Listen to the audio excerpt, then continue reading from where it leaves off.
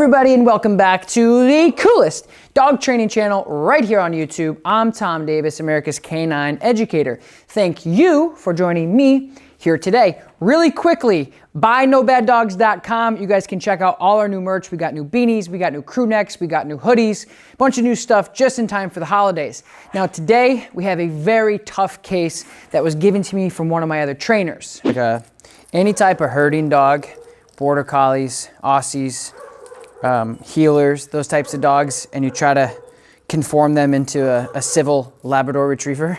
Sometimes it becomes a little counterintuitive because they're going against everything they think that they should inherently do. This is a 7-month-old Australian Shepherd with a severe case of I don't give a shit. This dog is one of the more difficult cases I've worked with this year, and he fights me and my other trainers tooth and nail. Now, for a 7-month-old working dog, it's pretty common for them not to really want to comply to basic obedience or structure in general. Is he like food? Is he food motivated? Okay. All right. Okay. Tell him coming around your way.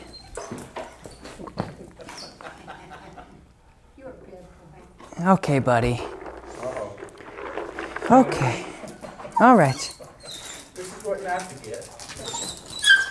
Yeah, okay. All right. So the only reason why he's doing this is because he's not used to me. He's not used to the leash. He's certainly not used to the correction collar. So, hey.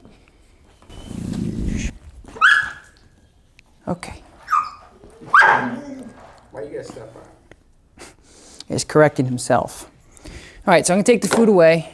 That's not gonna be our friend. I'm gonna give you a long line. Right. So I'm gonna just give him some space.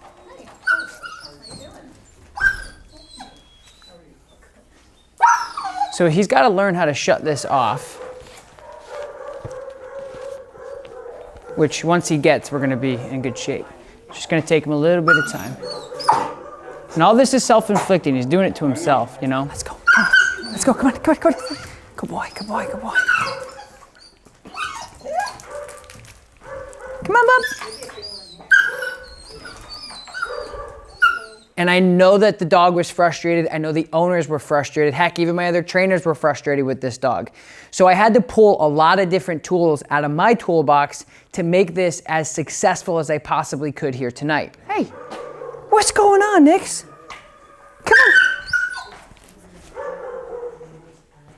Come on. Very dramatic. I don't think I've touched him really too much with the leash. No, like you said, he's doing it to himself. For my next trick, I'm gonna just have you put this martingale on. Another collar that doesn't really correct, but it gives pressure. All right, round 2, buddy. Okay, so now I'm just gonna do the same thing, just with a less pressured tool, which would be the martingale collar. So it applies pressure, but it's not as much pressure. Yay, good boy. There's a good boy. See, the problem is when he gets to me, once he gets close, I have leverage if I can get to him, because if he tries to come at me and nip me, like any other working herding dog would if they were nervous, he paws it. So then I lose leverage, so I can't get to him, you know? So it's a chess game, but this is what keeps me young.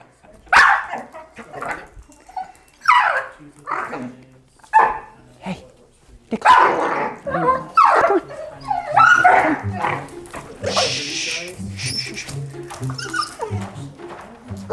Okay, come on.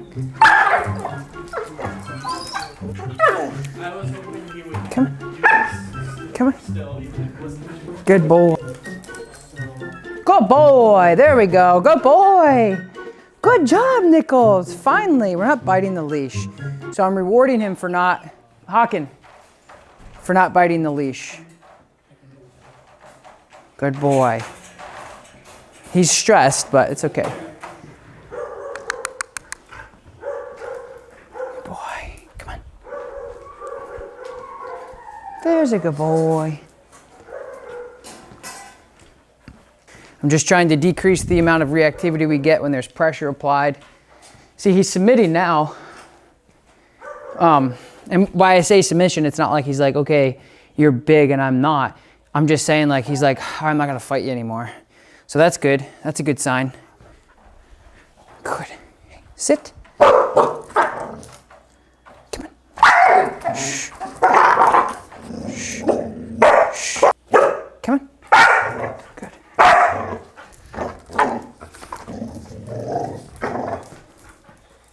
Come on, let's go.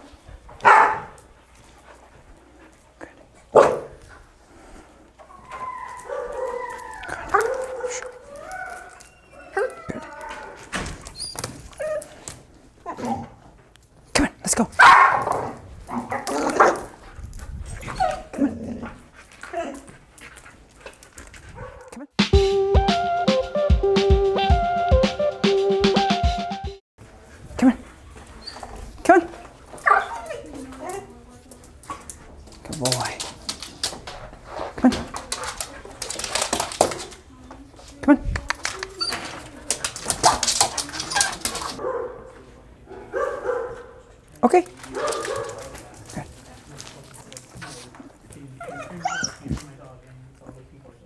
Come on.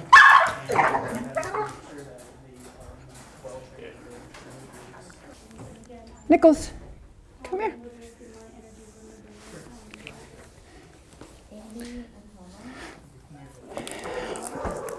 So we've gotten over the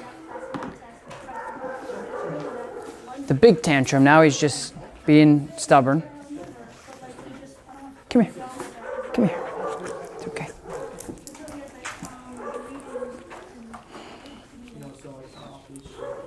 What you doing? He just needs a lot of consistency on this. He needs to be handled by anybody and everybody other than you guys, you know? Good. If we had some basics in him, if I had basics with him, it would make it easier. He just doesn't want to hear anything I have to say, because this is crash course for him. You know, you get 7 months of living. He worked with Zach once, and then, you know, he's really never been told what he can and can't do and followed through with by somebody else. So he's gonna fight and fight and fight tooth and nail till, you know, he's doing good. I don't have any leverage. I can't tell him to place or sit or down or stay or anything. But all I expect from him right now, from where he's stressed, but he's only stressed because he's fighting. It's like a kid who's habitually crying for no reason. They work themselves up for no particular reason. And right now we're at a really nice point because 10 minutes before he wouldn't come near me. If I can close the gap from where we were to now, I can close the gap on a lot of other things too. So this is one way to start that I mean, this is, you get a dog like this and it takes a while. Nope. But this is one thing you can start to do, is to just say like, hey, I want you to just stay right here. It's coming. Come on, come on, come on, come on, come on, come on, come on. It's okay. Good. Something very simple most dogs should be able to do. So again, it helps us build a relationship, and it also helps him learn something new so I can do something with him. Good. So my goal by the end of the session is to get him to walk on that with me. But this is the type of stuff that you guys should be doing. Finding something he's like, no way, no how, and then having him do it within a respectful reason. Like, not trying to drive the car or anything, but, you know, getting on something like this.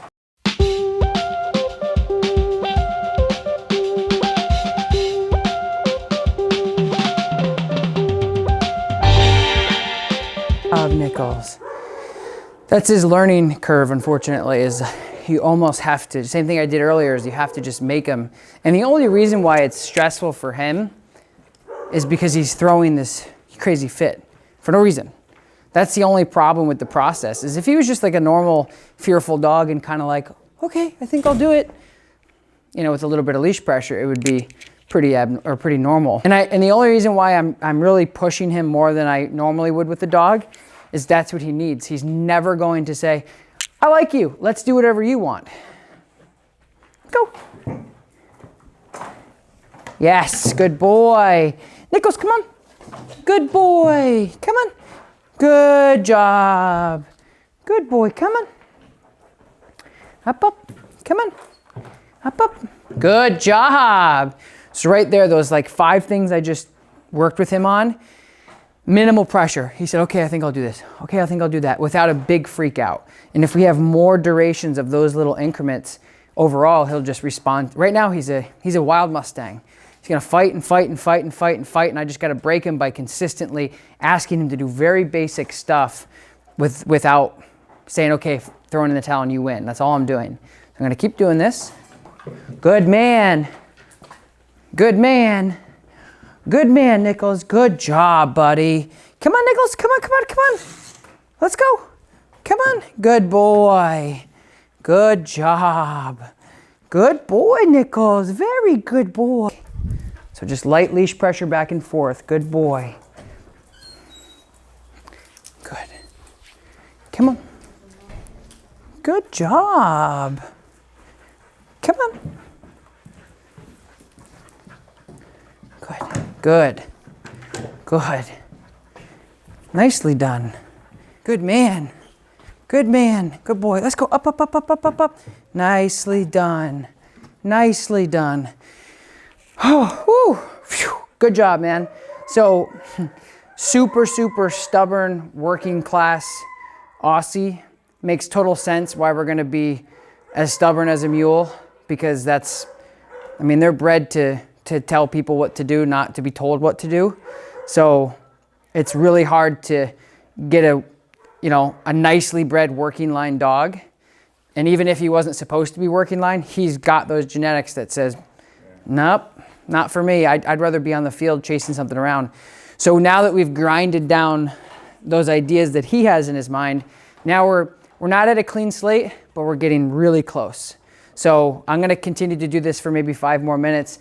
And then the next session when you come in, we'll probably get a quarter of the freak out, and then we'll just keep progressing and progressing and building and building and building. And it's not gonna be a typical build, because this isn't a typical pet. This is a very high caliber, super intelligent dog. So we just have to keep at it, but he's doing right where I would want him to be for what he is, because he's a challenging dog for sure.